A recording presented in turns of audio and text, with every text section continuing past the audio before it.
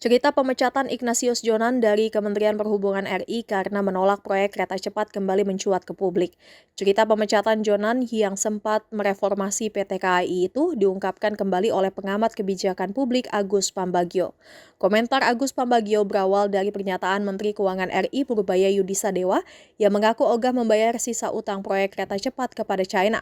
Pasalnya bagi Purbaya, sedari awal proyek tersebut memiliki skema bisnis to bisnis alias B2B sehingga pemerintah tidak berkewajiban membayarkannya menggunakan APBN. Pernyataan Purbaya berawal dari keluhan PT KAI yang mengaku tidak sanggup membayar kerugian proyek kereta cepat hingga triliunan rupiah setiap tahunnya. Agus Pambagio pun kemudian membongkar kejanggalan proyek kereta cepat tersebut. Menurut Agus, dalam sebuah wawancara dengan televisi swasta, Presiden ke-7 Joko Widodo alias Jokowi saat itu sudah diberi lampu kuning oleh Menteri Perhubungan Ignatius Jonan dan dirinya akan bahaya proyek kereta cepat. Namun lampu kuning itu, kata Agus, diabaikan oleh Jokowi. Bahkan belakangan, Jonan dipecat dari jabatannya sebagai Menteri Perhubungan RI di tahun 2016. Lalu bagaimanakah penolakan Ignatius Jonan terhadap proyek kereta cepat?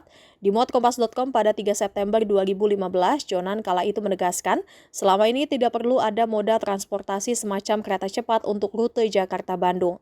Salah satunya ialah karena kecepatan yang dianggap tidak cocok untuk jarak Bandung-Jakarta yang cukup pendek yakni hanya 150 km. Selain itu, Jonan juga mengkritik PT Kereta Cepat Indonesia China atau KCIC yang saat itu belum sepakat dengan Kementerian Perhubungan dalam soal konsesi. Menurut dia, pemerintah memberikan hak pengoperasian dan pembangunan kereta. Menteri Perhubungan mewakili negara. Konsesi diberikan maksimum 50 tahun sejak ditandatangani kontrak konsesi, bukan sejak pertama kali operasi. Konsesi adalah pemberian hak atau izin olah pemerintah atau entitas lain kepada pihak ketiga untuk mengelola atau memanfaatkan sumber daya alam atau fasilitas umum untuk jangka waktu tertentu.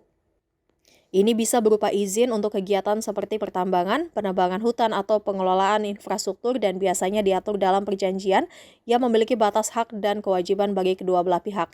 Bahkan dalam CEO Speaks on Leadership Class di Universitas Binus, Jakarta, pertengahan 2014, Jonan blak-blakan menyebut proyek kereta cepat tidak berkeadilan sehingga ditolaknya.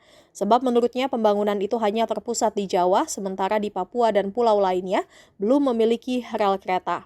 Kemudian pria asal Surabaya itu juga mengharamkan dana APBN digunakan untuk membiayai proyek kereta cepat Jakarta-Bandung. Hingga akhirnya pemerintah memang menyepakati kerjasama B2B untuk proyek kereta cepat yang kemudian dibiayai oleh PT KAI. Namun proyek tersebut ternyata harus merugi hingga menjadi beban PT KAI.